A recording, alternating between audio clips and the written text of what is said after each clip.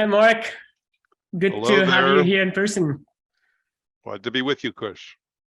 Excellent, excellent. I see that it is nighttime in San Francisco. With fall approaching. Do you feel ready for this fall season? I was ready for this fall season all through the summer and just kept hoping to see the first glimpse of sort of fall weather and fall swells. And truth be told, here we are, October 20th, and we've only had a glimmer just in the past 2 days. And otherwise, it's chalk it up to global warming or what, but it's concerning. And the worst of it was that the water got so warm, it was over 60 degrees here in San Francisco beginning back in August. And there's this plankton bloom we call the red tide. And me and a lot of other surfers are intensely reactive to it, allergic. And boy, you'll see any number of folks out of water with any number of sort of sinus and nose and ear and eye problems. I saw a guy out in the water just 2 days ago. He had this goofy apparatus. It was like a clip on his nostrils. And he had some little thread or something that was going to keep this thing clipped onto his nose. And I said, is that because of the red tide? He goes, that's right. And I said, does that work, that thing you have on? And he said, I think it does. And I said, well, did you ever try just every time you're going to punch through or you're going to have your head underwater, just breathing out through your nostrils, and so the water can't come in? He said, oh. But at any rate, yeah, this is not beginning in a really strongly positive way. Normally, by the end of September, we would have had a couple of days at Mavericks, a couple of solid double overhead days here at Ocean Beach. And instead, yesterday, the day before, maybe there was a handful of waves that were maybe double overhead, but for the most part, not. It still was classically Ocean Beach. Like yesterday, four good friends, all started paddling together up by Riviera. It was a 40-minute paddle out. And, if one were counting how many times you had to throw your board away or dive under or duck dive or whatever, it's in the hundreds. And one of the four didn't even make it. He finally just said, I'm out of here. And you know what? Of that whole session and the rides I got included, the most memorable part was the paddle out. And if there's something that is sort of the great equalizer here at Ocean Beach, but also the bar that you have to keep yourself healthy and strong enough for, it's to paddle out. And even in the summer, it can be a rough paddle out. But, famously at Ocean Beach, the fall, winter is what brings so many surfers to their knees. And they think they're the greatest surfer in the world, and they may well be. It doesn't mean that you're going to get out. And so you have to use a fair bit of cunning. One of the guys who I paddled out with, he is currently under treatment for an advanced melanoma. Wow. And he made it out. And when we got out there, I sort of jokingly paddled up to him as if I was like making a film from a drug company or something, and wanted to know, do I think that the drug that he's on, it's called Keytruda, did I think that contributed to his being able to get out? And he said, well, yes, I do think so. And we had sort of a joke about that. But I said, seriously, Tom, to get out on a day like today, or even on bigger days, it takes a certain willfulness. And do you feel that the will to get out on a day like today is somewhat similar to the will you've had to have to go through the cancer treatments? And he said, absolutely, absolutely. So there is a parallelism, I think, somewhat unique really to Ocean Beach, because most of the surfing world, there's nothing like this. You know, for me, always it was easy to go to the North Shore, and you could paddle out without getting your hair wet. And Let here, me, it's a whole different deal. it's a whole different. You know what? This is such an interesting subject that I've thought about a lot in the last 10 years or so that I've been learning and surfing at Ocean Beach. But just so people understand where we are and what we do here, I would love to get a quick bio of yourself, Mark. How old are you? Where do you live?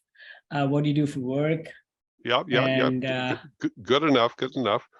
So I'm 70 years old, and I grew up in West Los Angeles. And at age 11, with some friends, we did a junior lifeguard program right by Santa Monica Pier. And that was when I first began surfing. And I ended up going to UC Santa Cruz as an undergrad, and where I did my pre-med, and then got into UC San Francisco here for medical school. And that was in 1975, and was immediately astonished to see how big the surf was up here compared to Santa Cruz, which I thought was pretty big surf.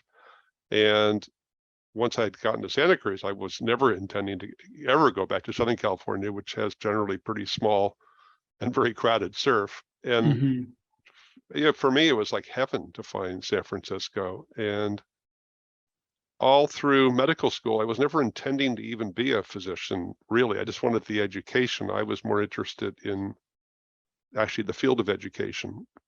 And through the passage of getting into medical school, I'd already been to like 8 different colleges or places of institutes, if you will, and had a number of important role models. A guy named Gregory Bateson, who was a legendary cultural anthropologist, a guy named Ivan Illich, who was sort of a defrocked priest, and both of them having great inspiration for me in terms of education and the power of that. And I was intending to actually go and work with a guy named Paulo Freire, who was this whole notion of critical consciousness and ways to sort of educate people.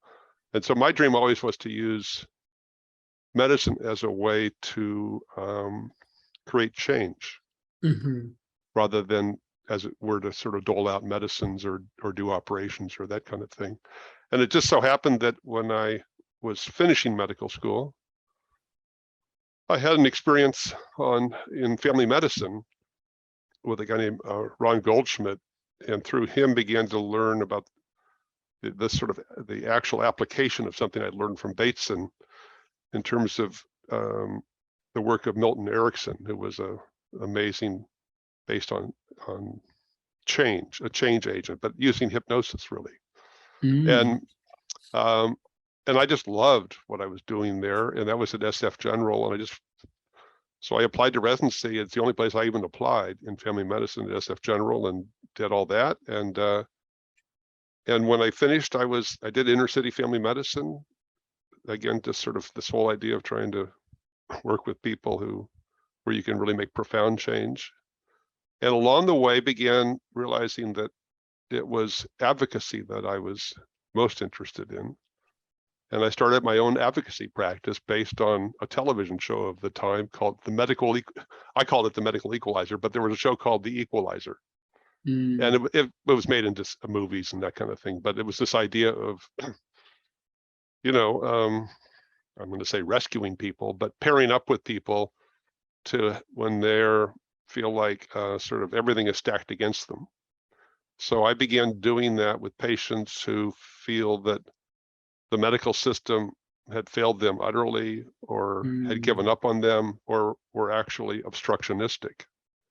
And I devised a way of working with people, never by Zoom, but by phone. This was way back before people even talked about telephone medicine as something you could do. But I began doing it, in 1989, 90. And part of the sort of benefits of that was that mostly the people I would be speaking with, they were from all around the country, around the world. They'd find their way to me through an underground of people I'd already helped. But they generally, the time to talk would be in the evening when they were done dealing with doctor appointments and whatever crazy stuff that they had to do with their lives. And also when more of their family members could be on the line, and we would do like group calls. So I always was protecting my time for surf. And I never was in the closet about being a hardcore surfer and a big wave rider. And the patients loved that. And it was fine with them if for whatever reason we did have a call set up and I needed to, because there was a big swell, or I needed to go to surf a swell somewhere, they were fine with, okay, yeah, that's great, you go surf, and let's reschedule it. It was never an issue. And so I've been doing that work as the quote medical equalizer, or what I call medical advocacy. Sure. I've been doing that for about 30 years. And I have a house right here on the beach, and next to the house is another house that I have for just an office to do this work out of. Sure. And I do a lot of teaching of medical advocacy to medical students and other physicians who want to study with me. Got it. Yeah, one of the things I wanted to explore a bit is how you've managed to organize your life so you can give surfing the time that surfing needs, as well as give your career the time that your patients and your profession needs. And I think I'm getting one clue right there, which is the work you have done with patient advocacy and being able to work with your patients to move times around by sharing with your clientele, your other life, your passion for surfing. It sounds like there's been adequate empathy on that front. I'm curious. Now we have enough media out there, and people see surfing of all types. But generally, when I have talked about surfing, even in the last dozen years that I've been surfing, people's impressions of surf are still kind of locked into what they might have seen from movies. The sort of that image of like that that surfer in Waikiki Beach in Hawaii, on a perfectly beautiful day. Have you been able to communicate how surfing in San Francisco might be a bit different than the popular stereotype? So that's one. The second thing is, how would you describe, Mark, to the average person how that is different? What makes surfing in San Francisco interesting and different and special? So to the first question, there really isn't, when you're talking about stereotypes, it's usually maybe the stereotype that you hold yourself as virtually a chip on your own shoulder. And I've seen far too many professionals, lawyers, physicians, physicists, who, because they were a surfer, they were literally in the closet or slightly ashamed of it even. And so in the same way that people have stereotypes perhaps about what a physician should be, in a white coat and like something that you see on television or in a movie. But in truth, the same diversity that you'll see in medicine, you'll see in surfing. And yeah, there really are some stereotypical characters who become that way. Largely, they're the high visibility ones who are sponsored surfers who, they've got a gig and they got to perform and go to work and present whatever is the company's, what they're trying to sell. And I've developed literally almost an anaphylaxis to those characters. I mean, you know, through these years of sort of combining medicine and surfing, I've gotten to know kind of most of the, you know, the name people in the surfing world. And some of them are fantastic, and some of them, they're just doing it for a paycheck. And some of them hardly seem to enjoy surfing. And then they love to be when they can be a free surfer, they call it. And I remember one famous guy who said, well, now my sponsors are letting me be a free surfer. And I said, do you see the contradiction in what you're saying? They're letting you be a free surfer? What's that about? So the unique thing in San Francisco is that if you love, I don't mean to be pretentious, but if you love culture, that usually means being close to a city. And, you know, I have a great avidity for jazz. I love seeing live jazz, and I must go to 2 or 3 shows a month, and have for a long time. And I thrive on movies. I see a lot of movies. Okay. And in terms of keeping the balance, I remember I used to have an index of, I'd go down in the San Francisco Chronicle. They don't even have these lists anymore, but it'd be all the theaters and what they're showing. And I would do a tally of how many of the movies I'd seen. And I decided that if I hadn't seen at least 20 of the movies, and the total number would average around, in town, there might be a total of about 70, 75 movies. But if I hadn't seen at least 20 of them, it meant that I was working too hard. And then the other measure I began to use was, yeah, you know, you can make money in medicine for sure. There's, you know, you can take on more gigs and push for, you know, charging more and all that kind of thing. But what I came to realize was the real power is in terms of buying free time. In other words, that I'm lucky to be a physician and I can make a lot of money if I need to, but it also means I can create a lot of free time. And so I've set it up so that I don't generally ever have an appointment before about 5 p.m. And because the summer surf is so crappy here, I will, you know, do more work during the day and more appointments during the day, and I just work a lot more hours. And then I literally downshift in my schedule big time, starting right around now. And I'll keep that up through the big wave season, which for us goes right through February. And yeah, no, I think sounds like you've been able to create that schedule and hone it over the years to where you kind of have that balance and the flexibility. Yeah, curious, to the layperson, how would you describe or compare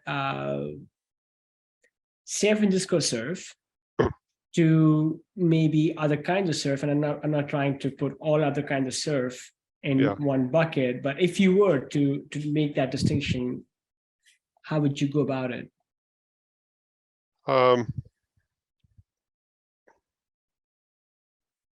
You know, some people approach surfing from a quantitative perspective, how many waves they can catch. And for instance, surfing in San Francisco is more of a qualitative experience, and big wave surfing in general is more of a qualitative experience. So that, you know, on a big day out here in San Francisco, you feel like you've accomplished a lot just having made it outside. And B, if you end up catching more than 2 or 3 waves, you caught a lot of waves that day. And so a lot of people who would stand and watch surfers, for instance, you know, they're sort of puzzled how little time we actually spend riding waves, but how much time we have to spend sort of working out all the angles, as it were, to figure out where to sit and where to take off and how not to wipe out. And the higher you go up the ladder of big wave surfing, always the fewer the waves you'll be catching. So on big days at Mavericks, you know, Mavericks doesn't even start breaking until it's at least triple overhead. So let's say 15, 18-foot faces. You know, very few people catch many waves. Mhm. even when there's nobody out. I mean, you know, I surf a lot by myself, at Mavericks included, and yeah, you're not you're not doing it for how many you catch, and you might even be out there for 3 or 4 hours and catch one wave. And from a sort of a spiritual tradition, um, it's just about perfect. What makes it perfect? It's the oneness of it. It's the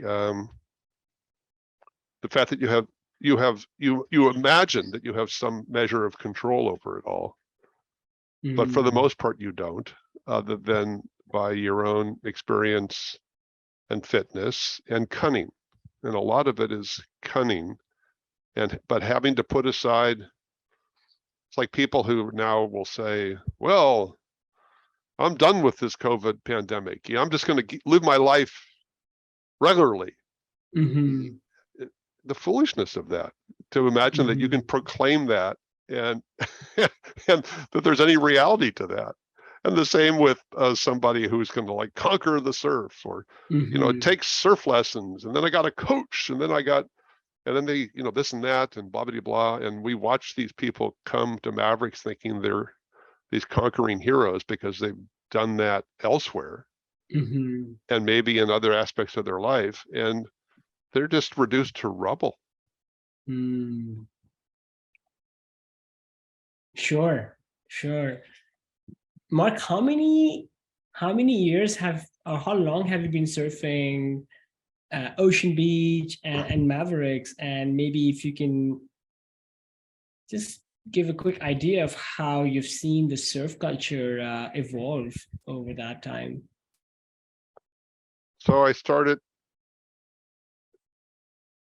when I came up here to start medical school, and I was looking around for a place to live, and it was, you know, offshore. It's this time of year and sunny, and there were good surf, and there was nobody else even in the water, and I was getting some great waves. And there was one guy a ways up the beach, and I paddled up to where he was and said, you know, what do you call this spot right here? And he said, oh, this is called Pillbox, and that's called Purple Cow, and he's all these things he starts saying. He goes, are you new here? And I said, yeah, I just moved up here to start medical school.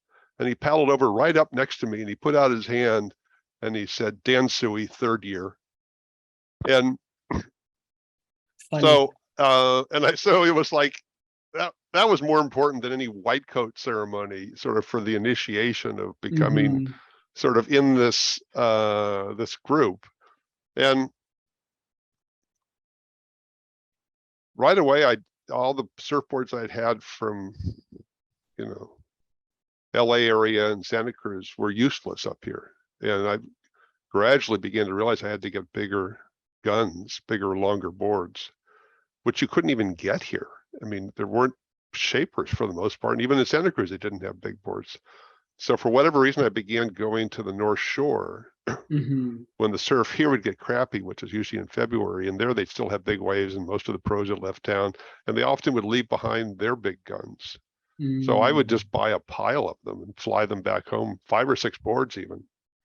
And the problem here was we were just breaking boards all the time because of how powerful the surf is.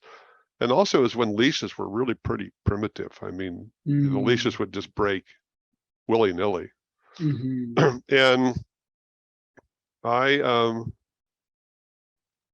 my goal was really to surf a place that breaks about 3 to 4 miles out called the Potato Patch, which I had Mhm. seen the first time I in anatomy lab on the 14th floor of the medical school. You could see Mhm. the potato patch breaking. It would just blow my mind. And these were waves that were 50-foot faces, something like that. I mean, really, and some of the waves would go on for like a minute. And so I kept. And Mark, this is just, if you don't mind describing this place, it's a fascinating natural phenomena, right? Oh, it's I real believe it's, simple. yeah, it's outside the Golden Well, Gate Bridge. if you just think of like a river mouth, where the sand comes out the river and deposits sandbars. That's really what San Francisco Bay is. It's this one big river mouth, and all the sand goes out and in a horseshoe crown that stretches from the north on the Marin side all the way down here, comes in kind of closer here down by Terrebell Street. And in the outer realm of it is where the shipping channel has to be dredged for the big ships to come in. But it's about 4 fathoms deep, so about 24 feet deep. And the only way to access it, originally I tried by a friend who had a powerboat, and I ended up worrying more about the guy in the boat, and I didn't like doing that. And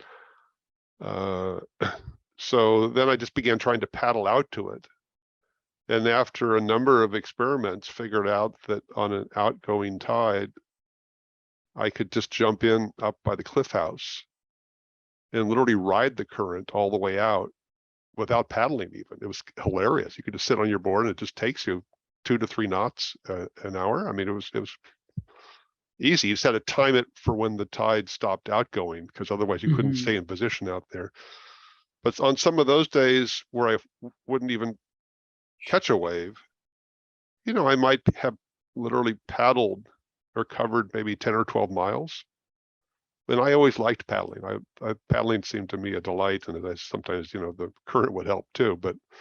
And then finally, and I would do this with friends in the beginning. And again, I hate to say this, but they would kind of chicken out or lose heart, or, and I would say, no, we got to get about another mile or 2 further out. We're just on the inside here. And they would go, no, I don't know. And then the Coast Guard would send out one of their rescue boats, because there was some reports, and those guys, you've seen them on the big days here, they bust through the waves and make quite a show for people. And then they would look over and they'd go, oh, it's you, Doc. Oh, okay, no problem. And then they would just disappear. And finally, I ended up doing it by myself and caught a wave. This was in about 2005. That, solid 25-foot wave, and it rode it for about a minute. And with no photographers, no other people there. And that was just the way I like it. That's beautiful. The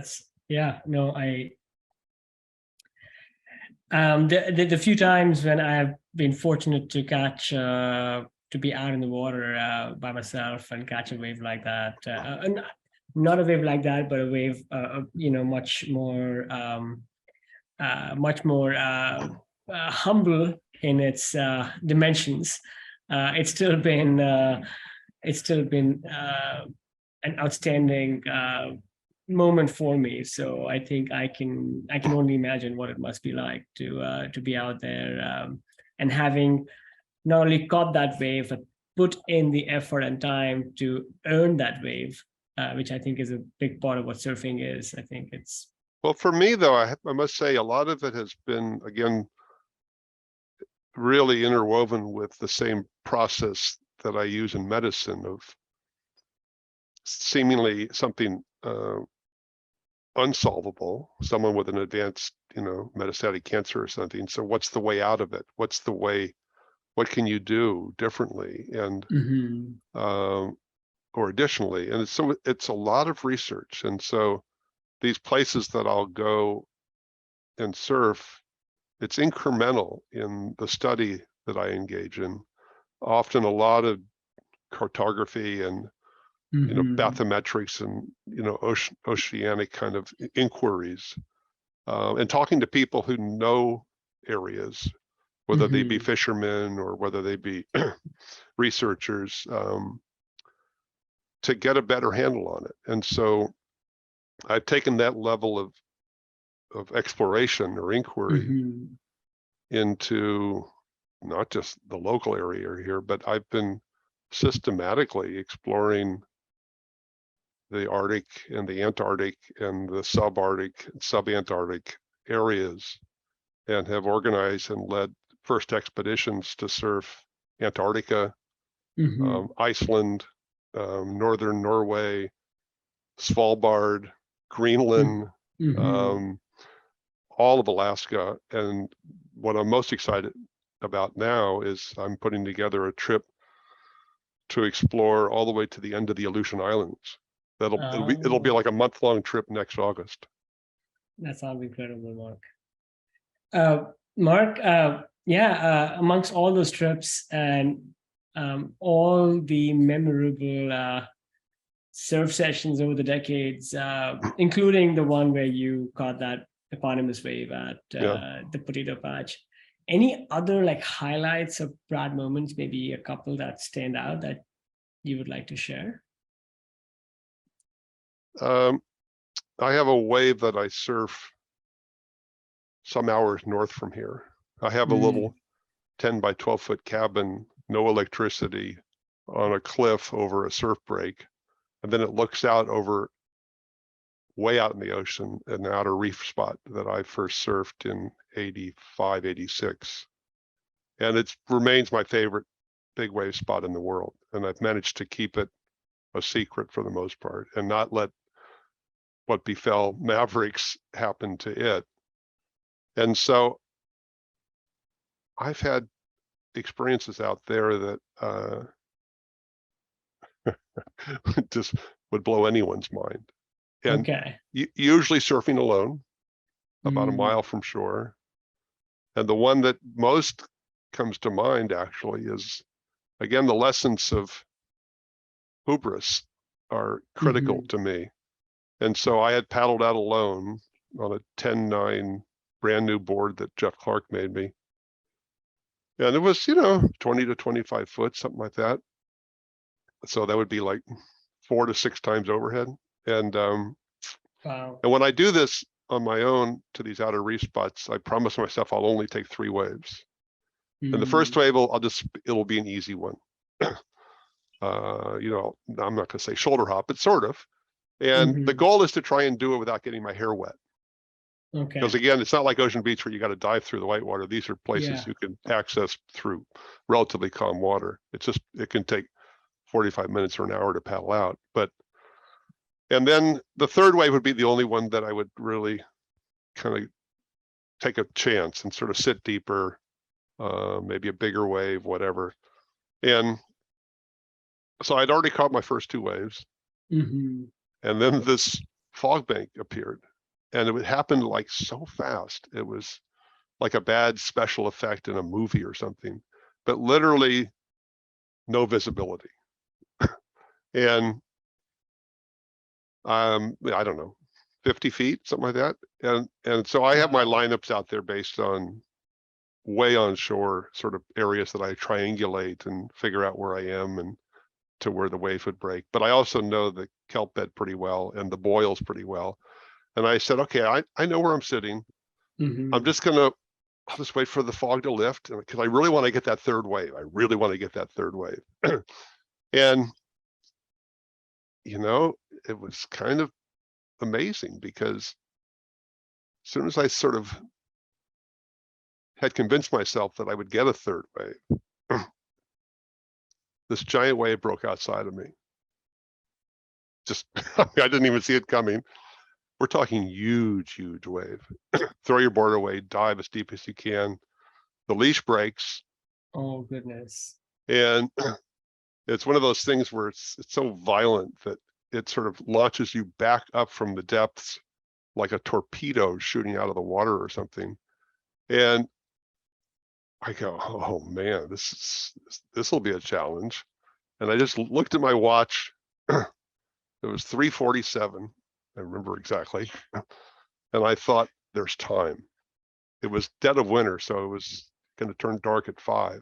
And I wasn't really worried about swimming in. I've practiced swimming in out there before. It's really tricky to swim in. You have to swim in through these rocks, and we call it the keyhole, and it's formidable. But really what I was worried was to find my new board. And I have a pretty good idea where the boards go from having happened before, but never in the dense fog. And part of it was that you had to stay with where the waves were breaking because that's where the board would go, which meant that you had to let these still giant waves just pummel you.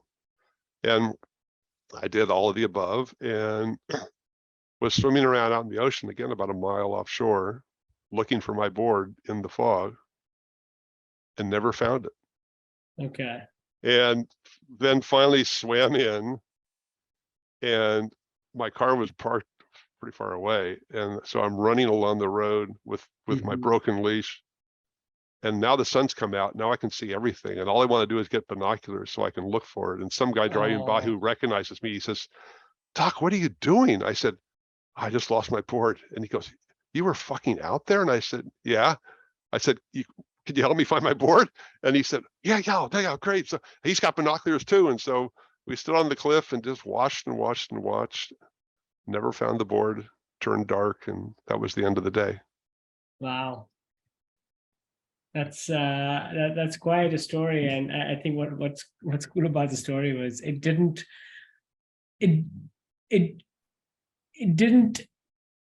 it wasn't quite what I expected the story to be and to have the ending that it did. But I think in many ways, it brings together like so many elements of surfing. It's the highs and the lows and the chases and the losses and some of those elements that I think just stay with you. The sort of those natural elements, the fog and the coastline and the solitude. Sorry about that board that you never found. Must have been one hell of a. Well, I had a board, one of my favorite boards. It's still one of my favorite boards. I still ride it. That Dave Parmenter made me. It was an 8-foot fish that he made me for Mavericks. Worked fantastically well at Mavericks. And one day, the leash broke, and I swam and looked for it, and never found it. And let the harbor master know that if anybody with a fishing boat or whatever found a board, bit of a sort of purple red one, to call me. A month goes by, he calls. I think we've got your board. And I said, "What?" And he goes, "Yeah, one of the captains, he found this board floating out in the ocean." And he just wants to, make sure that, it's yours. And I said, "Well," and I described some, as it were, sort of like in police procedural, like identifying, tattoos or scars. I said, "Yeah, there's a ding here and there's a blah, blah, blah, and this and that." He goes, "Yeah, it sounds like you're bored." And I said, "Well, what do I have to do to get it back?" He goes, "Well, the rules about recovery at sea." And I said, "Oh, that's fine. If he wants some money, I'm happy to pay him. I really love that board." And I said, "How much does he want?" He goes, "A C note." I said, "A C note? Did he say a C note?" And he said, "Yep." And I don't know if you even know what a C note is. I do not. Well, it's gangster slang for $100 bill. Oh, century note. Got it. Yeah. Okay. But I said to him, "God, this guy is an authentic captain." And he said, "Yeah, just bring me a C note." So I had to go to the bank, get a C note, went down there and got my board back. That's hilarious. That's it could have been a C note wrapped around a bottle of rum or something to make it even more. That could have, yeah. That's crazy. Mark, you've been surfing you've been surfing for such a long time at such a high level. How do you keep your body? How do you stay in shape? Do you cross train? Do you have any other rituals? Any dietary sort of habits that you have kind of refined over the years? Yeah, and it's been just like everything else in surfing and medicine. It's been incremental. So I've been surfing for 60 years. Started when I was 10 or 11 thereabouts. And what I didn't want was to do anything that would interfere with surfing. So I was a hardcore skateboarder, pretty radical skateboarder, but I kept getting injured, and then I couldn't surf, and I hated that. So I gave up that. I gave up skiing. I used to do rock climbing, and surfers generally make good rock climbers. The problem is that if you fall surfing, it's no big deal. The water's soft, but I had some good falls. And I thought, this is stupid. I'm not going to do that. I won't be able to surf. And so that was like one rule of thumb. The second was I had learned yoga early on and always kept up some practice of yoga or certain poses that I knew would help me not have sort of stiffness or loss of flexibility. And also, I began working with different people like a cranial osteopath, in other words, a treating manual medicine specialist. And with my stated goal being, I want you to keep me able to surf as I get older. And so just a standing appointment once a month, and it's just proactive. It's just looking for restrictions or issues that if left unattended or worked on could really add up to a problem. And then amidst that, then invariably there are injuries that happen. And I have about 4 different people of different specialties.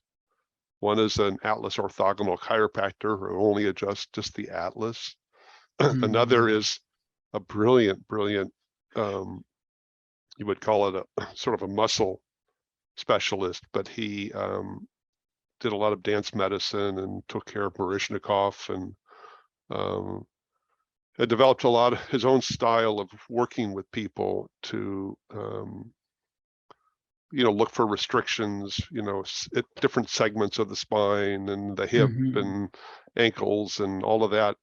And I've worked with him a lot to help sort of reverse or improve like a scoliosis that I've had, and work with things of ergonomics and posture. So it's been, and I've had acupuncturists, and these are people who have helped me, I would say, age well and understand, and mainly work with people who are motivated like I am, dancers and athletes and the like. And without that,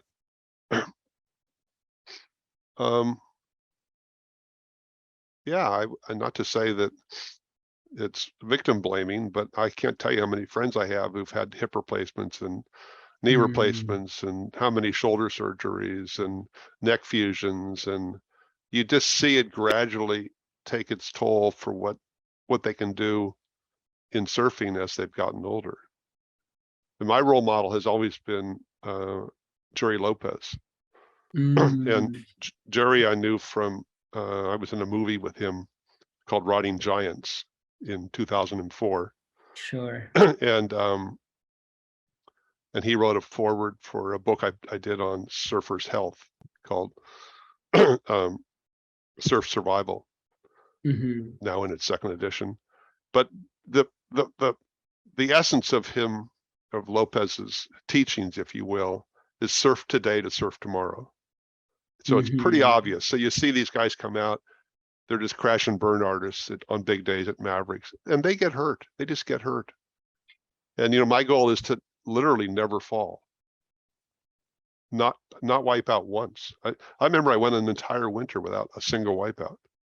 What that means is you don't catch all the waves you want. It means that if you don't think there's at least a 90% probability of making the wave, not to go. It also means getting really good equipment. I know this is a big deal in other sports, maybe more so than in surfing, but I've always had wonderful shapers to work with, and who make me a lot of experimental boards and interesting designs. And even just 2 days ago, I got to ride a board that just blew my mind. It's what's called an edge board. That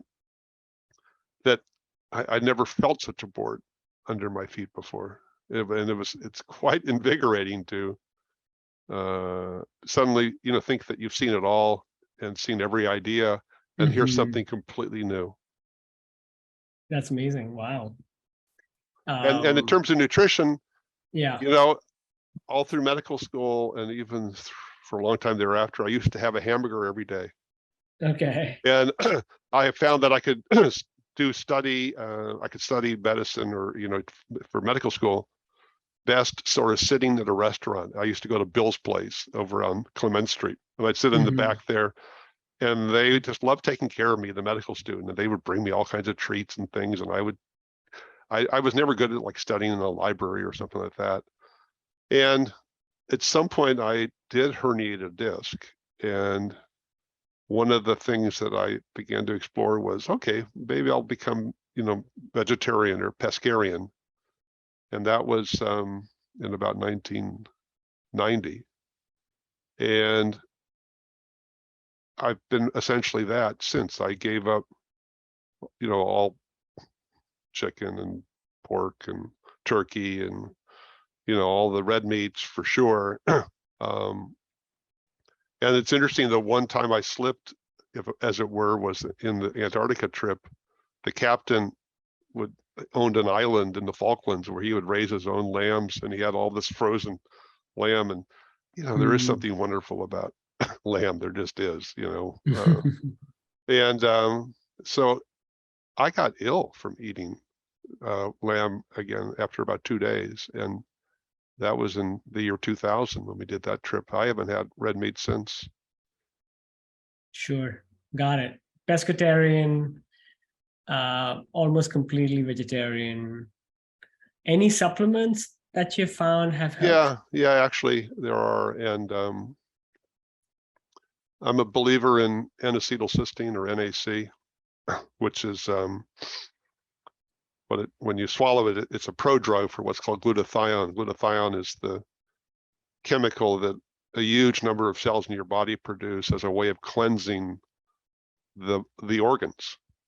To give you an example, NAC, if you go mushroom collecting with the next rain up the coast, and you pick the wrong mushroom and eat it, and your liver's being destroyed, and you're orange as a pumpkin, and you present to the emergency room, the very first therapy they would give you would be intravenous NAC. In other words, to save your liver. So NAC is something that cleanses the organs, including the kidneys, including the lungs, including the heart, including the brain. So NAC I'm a believer in. I've always taken additional amounts of vitamin D, on the order of about like 5,000 units a day. I've always liked magnesium. Take some extra magnesium. And then a friend of mine who's a nutritional oncologist, who is in the Chicago area, and he's a surfer also. He actually went on the Antarctica trip, and he and I surf Lake Michigan and places like that together. Sure. But he has these supplements that he's put together that are sort of a gamish of, 15 or 20 things that would sort of be everything you might find at Whole Foods. And I've always taken some of that. Okay. Got it. You have a little bit of curcumin, a little bit of fish oil, but not too much. If these things cause you to bleed, I did find for a while I was taking sort of preventative low dose or baby aspirin. But boy, I just found, even like punching through a lip, I would get these little, ecchymoses, little, sort of bleeds under the skin on my face. So I cut that out. Interesting. Yeah, I don't take any supplements. I'm 44, and I sometimes don't even know where to get started. It seems there's so much.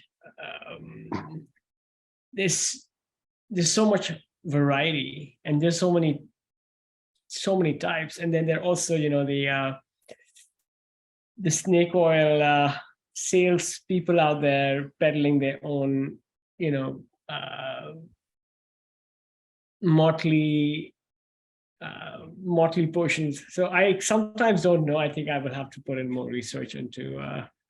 Well, the research gets very easy if there's a branch of integrative medicine called functional medicine. Sure. Yes. But the principle of it is that you look for biomarkers. And if you want to not shotgun with supplements and be subject to snake oil people, or your perception of people as being snake oil as a way of not doing what you maybe should do in terms of your homework push. Fair. So biomarkers would be, looking at micronutrient levels in the blood, looking at vitamin levels in the blood, looking at inflammatory markers, coagulation markers, immune function. All of these things are easily done. And what's really interesting now in the field of health is that there's a lot of direct-to-consumer ability of ordering all the lab tests that you otherwise would have to depend on physicians for. So you can go to like directlab.com and you can order virtually anything that a physician would order. And if you want to, play around and look online under what I would call terrain panel. So you want to look at not the disease qualities of one's body, but the terrain, meaning the healthy part of your body.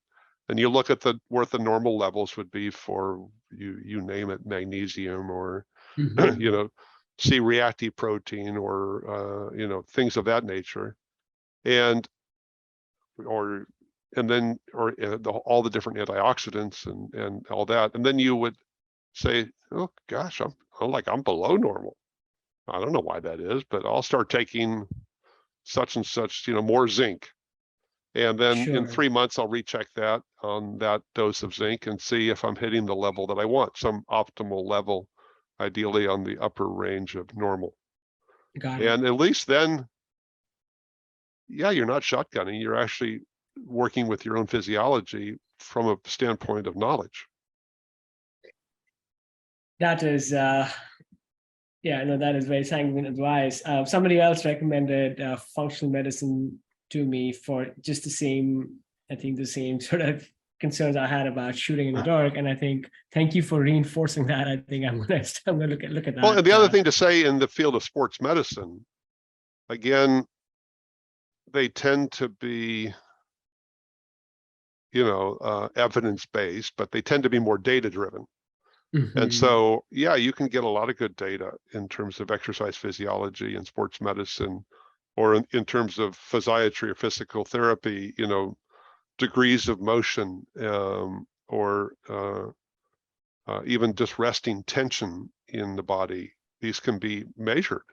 And that's what the elite athletes are working with, whether they be swimmers or rock climbers or what have you.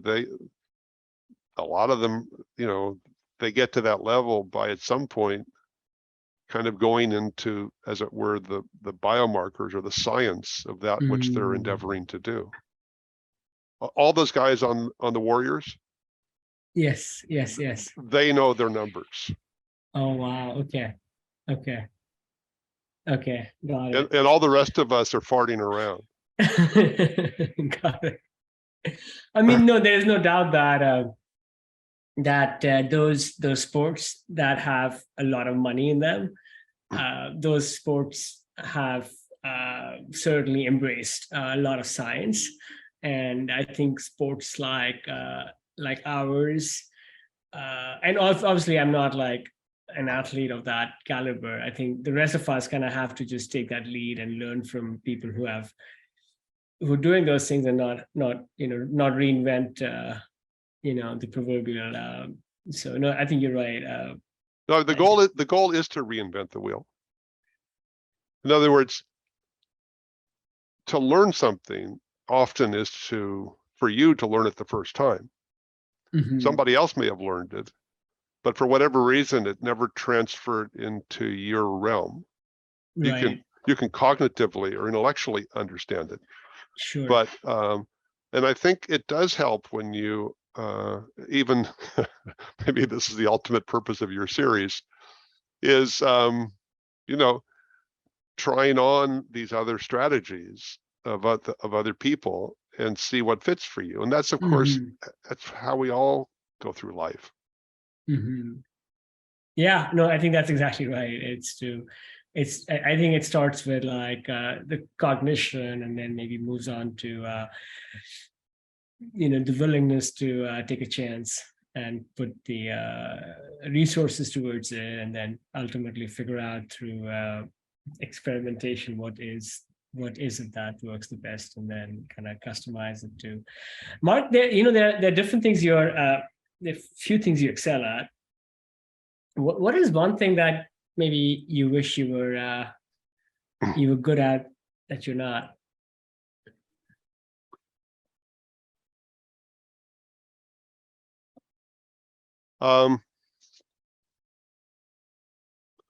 There was a guy from Australia who would come to Mavericks every year named Tony Ray.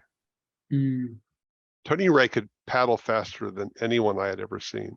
And I really would watch him and watch how he would use his arms and how deep he would put his hands into the water and how thick his board was. And it isn't that I, obsess about paddling faster. But in answer to your question, I would like to paddle faster. And also what I see among my peers, meaning surfers of my age, is that they begin to not be able to paddle as fast. And consequently, they end up taking off later, and they end up falling or not being able to stand on their board properly, because the principal deficit being paddling speed. So a lot of you can make up for in terms of loss of speed of going to lower rocker planes, so flatter boards. So like a fish fundamentally is a flatter rocker plane. And they just paddle a hell of a lot better. They just do. And so I consciously work with that as something to improve upon, if you will. Got it.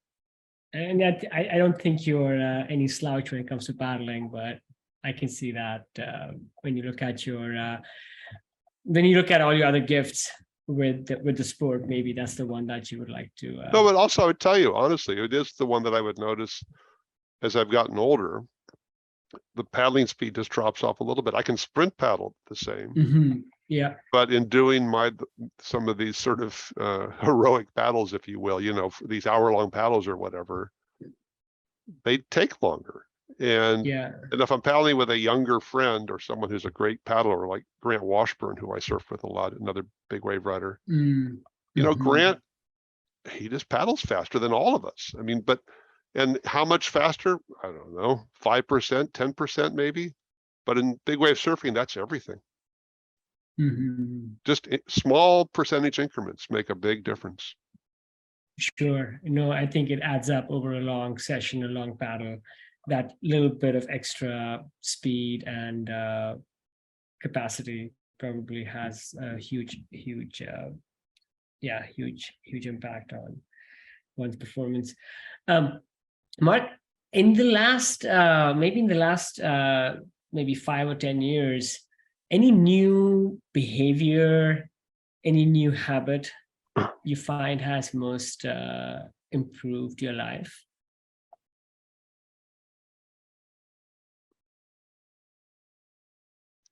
Yeah, I think I would say I just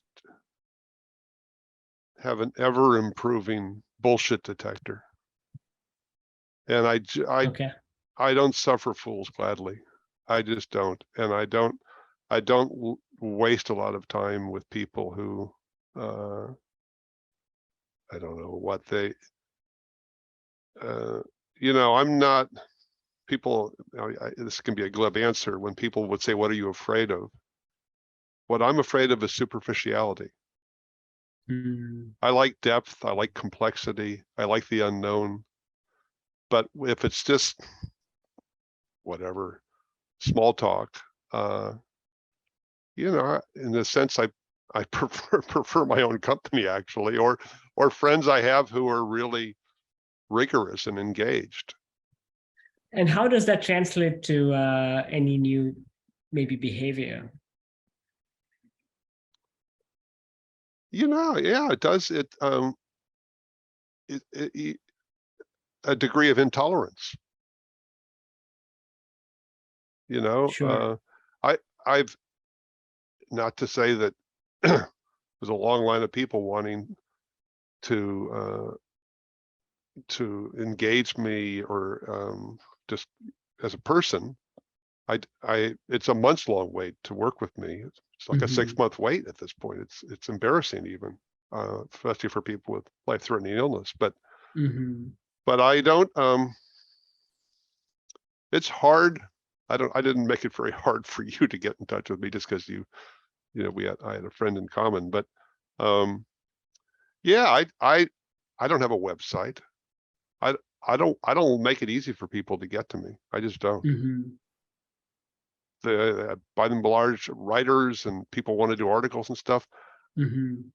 I don't bother with them at all.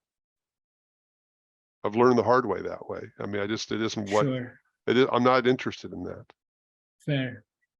Your proposal, I liked the idea of, as it were, what it is to age gracefully or to be healthy as you get older as a surfer. Yes. Great. Yes. That's a wonderful topic. I think it is, and I think this conversation shall hopefully benefit a lot of people in a material way. So I think your contribution and thoughts here are. And Mark, here's another kind of interesting question. Do you love your future or your past more? Well, the future doesn't exist, and the past, as we're learning, is more or less a matter of interpretation or opinion, or sort of the Rashomon effect. So all there is the present. And so, I don't worry about my past, really. I've kept a log or a journal basically since I was 16, and I do have a lot of writings, if you will. But I'm all about what's happening right now. That's a great answer. Yes, that's now is the I guess is the only dimension we have in front of us, that we have the highest ability to influence. Well, that, and I mean, really, when you study spiritual traditions, they all arrive at that same viewpoint. It's only about the now. Yes. Yeah, you're supposed to take lessons from the past. Sure. But it's to the degree to which you can apply them, it has to do to yourself, not to others. Do you have a meditation practice, Mark? Surfing. I mean, if there's one thing there was one great book written by a guy named Kent Pearson, who was an Australian sociologist, and I was interested in his work. He had died. And at one point I went specifically to see his widow in Australia because I wanted to see his papers. I was really interested in his writings. And what he did was he did studies of trying to understand why people surf. These were in-depth studies. I mean, PhD level. Australians take this stuff seriously. Yeah.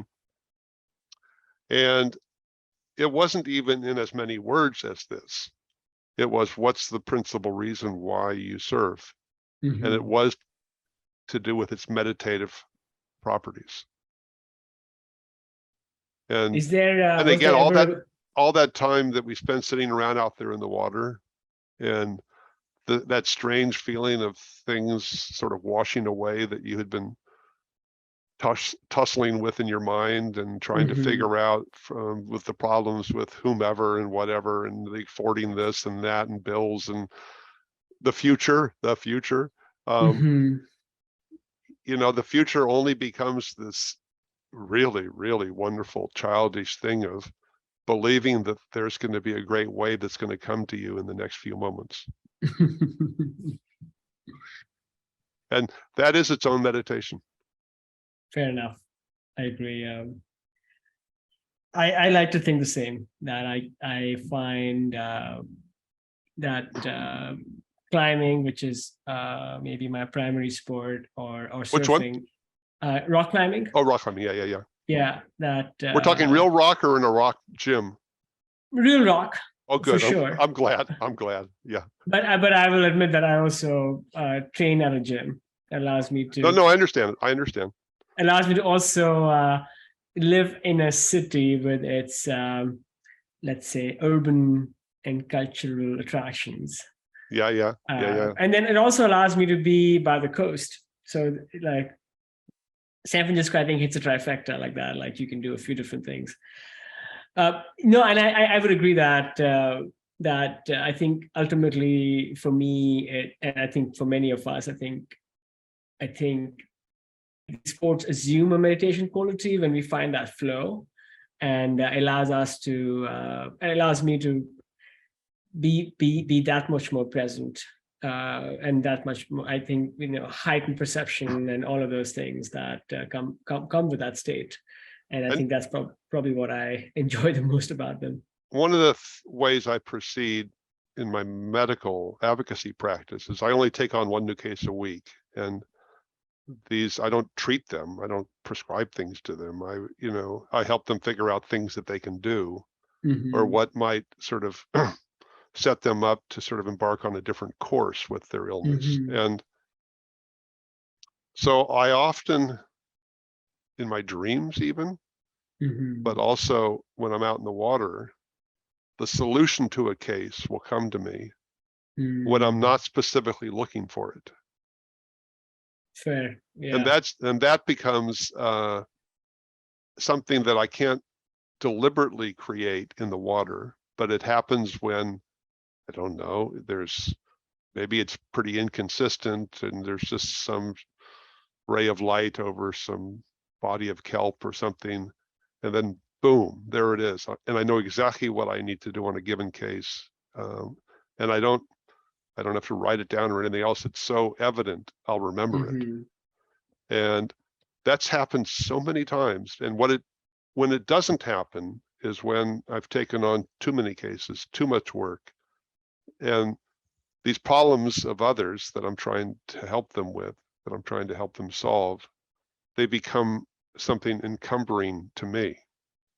And then sometimes for many people who surf, they're trying to leave the land, on the beach, as it were. And I've actually, in the balance, if you will, tried to make it so that I don't mind carrying some of the people I'm trying to help with me when I go out, especially on these fairly complex, difficult expeditions to the outer realm or what have you.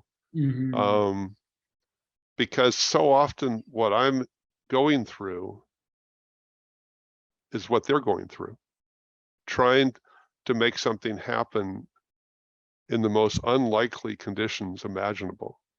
In 20 and 30-foot surf, there's nobody else who even wanted to go out. They didn't even want to deal with it. And it can be, horrific winds or something. And I'm just trying to figure out, is it possible to go out and actually get a ride? Sure. Actually, I'm going to do a crazy segue here. Question I wanted to ask you that just came to my mind was, you've spent surfing the waters at Ocean Beach probably more than most people out there, and even myself in my short, whatever, decade-long span at the beach, I've seen some pretty interesting marine life. When I tell people that I've seen dolphins out there, and just that part, I think dolphins and the occasional whale out there, I think that is, I think people get pretty astonished. So curious, what has been some of the most interesting wildlife that you might have seen in the water, and if you have also ever seen the man in the gray suit, so to speak.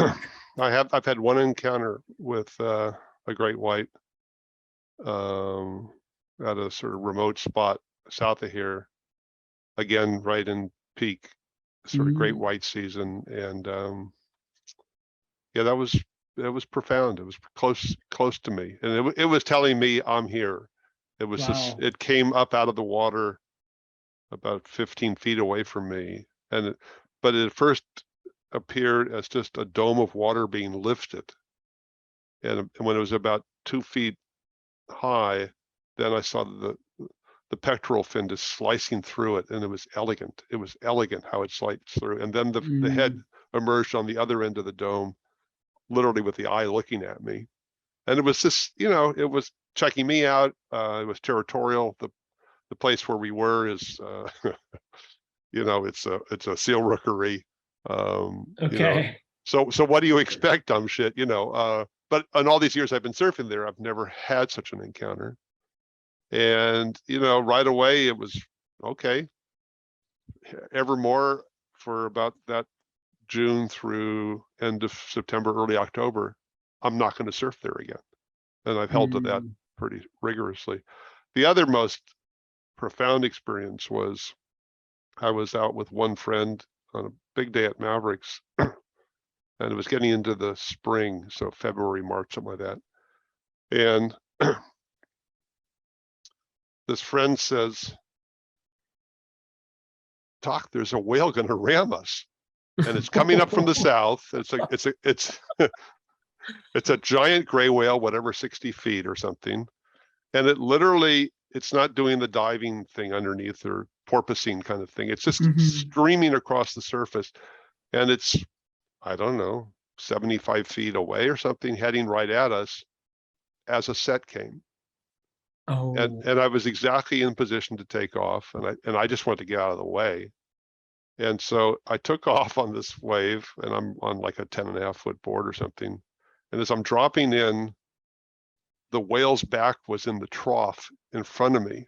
Whoa. And so I had to fade deep around the whale, which I made the fade, I made the bottom turn, rode the wave, I came back out, and my friend is sitting there white, because the whale, after it had done that, it had then breached through the back of the wave and came down, landing, exploding right next to him, just feet from him, and then just kept on his way. Gosh, that's that's a remarkable thing to happen in the water. And it sounds like both of you came out unscathed, only with and we frequently profound memories. Recreate the memory of it. Yeah. You remember that time? Oh yeah. Oh yeah. That's awesome. Mark, just time check. I know I've kept you kept you on. We're probably on long enough. You've got what you were hoping for, I hope. I certainly do, and more, to be honest. If you don't mind, maybe just a few quick questions before we wrap it up. Go ahead. I promise to make them fast. Just some fun questions. We talked about your food habits before, but if you had to eat one meal for the rest of your life, what would that be? That's easy. I've done 3 long trips to Japan, especially to the northern island, Hokkaido. Found some amazing big waves there. I could eat Japanese food 3 meals a day and be utterly happy. It's funny, when I spoke to our common friend Kevin Starr recently, guess what his response was? Similar. Yeah, same. Yeah. Mark, I know you love movies. What's a favorite movie you could watch again and again?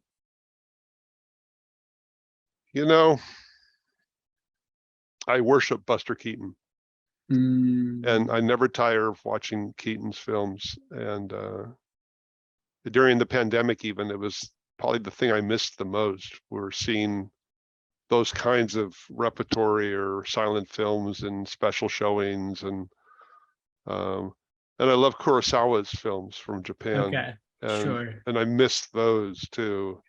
And I, for better or for worse, just love really bad, dumb movies. And I've always loved horror films, always. Okay. And fortunately, there's no shortage of good, bad horror films. So I put in a fair bit of time with them. Excellent, excellent. And Mark, just the last question. If there was a big billboard out there and you wanted to leave a message for people out there, what would it say?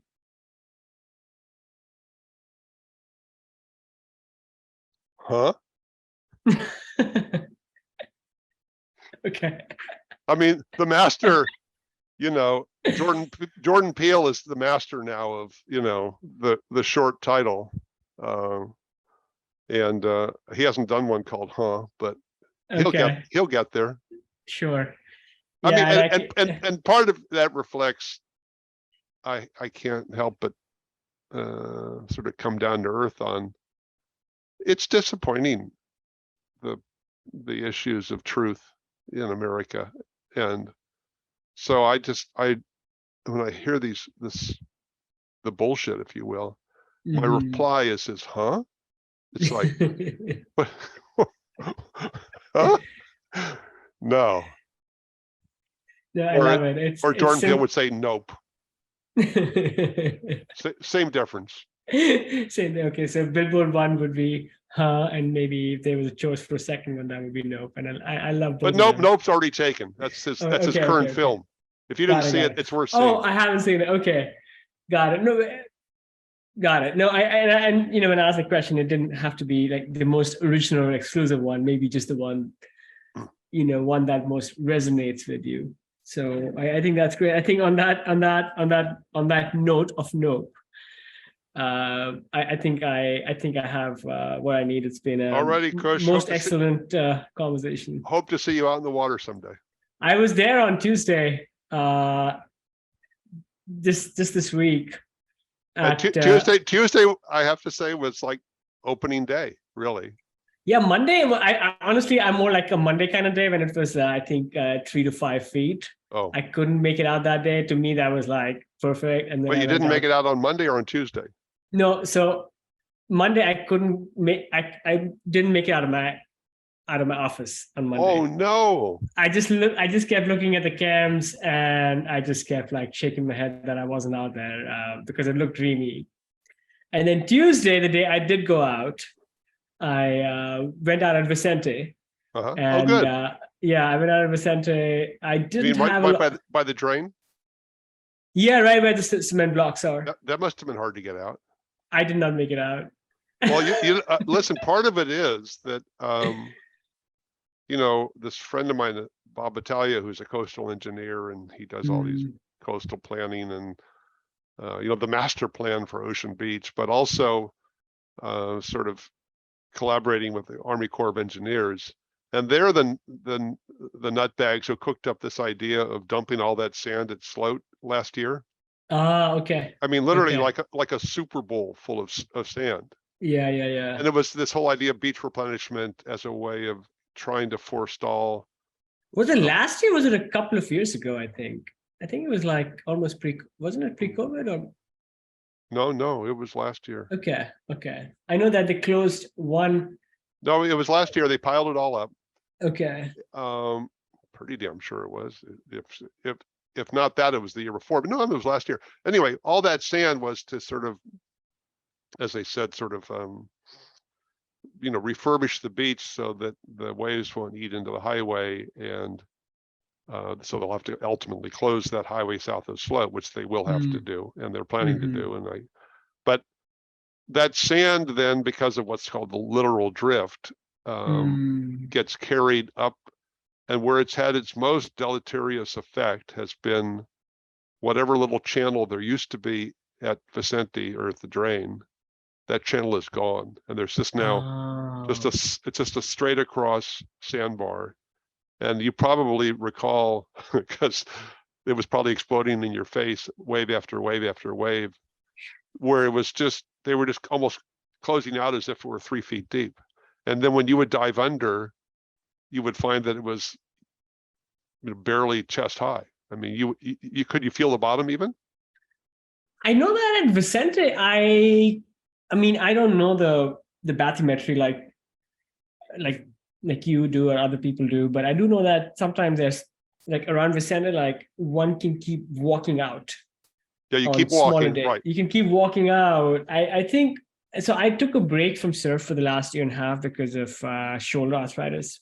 Oh, And I just started recently back. I did a 2-week trip to the Dominican Republic, and I somehow surfed every day. Then I came back. So I'm not quite oh, in OB fall shape physically or mentally. So I think I wasn't actually even trying to like oh. figure. I just paddle, and I think I also get back to work. So I think I call it quits. But I didn't find the surface. I think That's like Pee Wee Herman saying, "I meant to do that." No, you're right. No, I didn't. I'm not going to say that. I haven't. My excuse is that I suck.